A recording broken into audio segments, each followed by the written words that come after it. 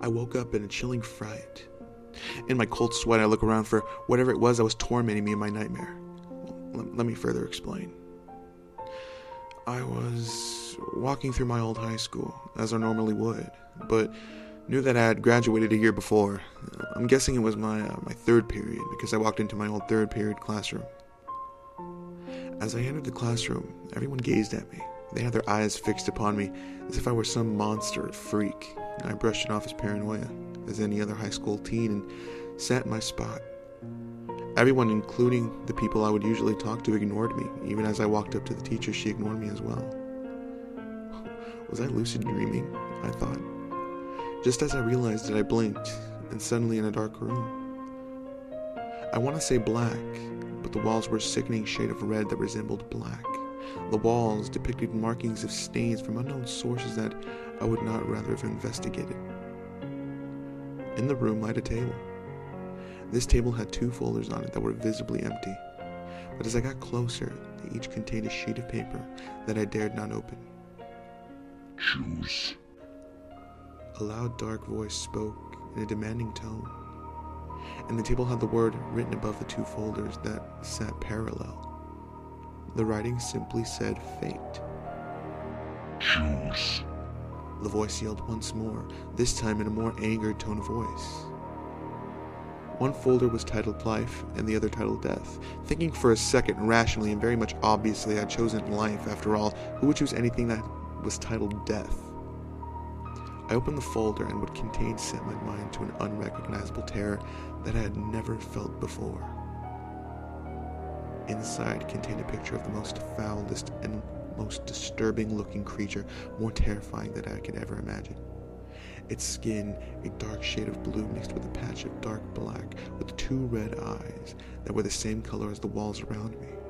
Its claws, 3 sharp long nails on each arm, and stood on 2 talons that also held 3 long nails on each. But the worst part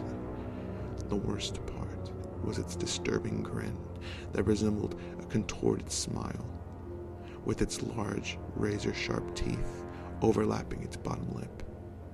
I stood back from the table and fell to the ground in horror.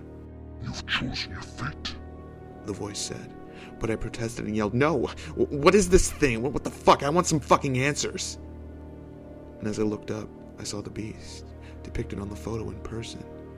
The beast appeared to be more terrifying than the photo, with saliva running down its mouth and onto its torso. As it lunged at me with unbelievable speed, I woke up. I woke up and was relieved that the nightmare had been finished and that the beast would never come to mind ever again. To my dismay, every night the same beast appears in my sleep, even if I'm having the most peaceful dream of the worst of nightmares. It's there, and it knows that I know it's there, and the worst part of all is that I'm starting to see it in real life.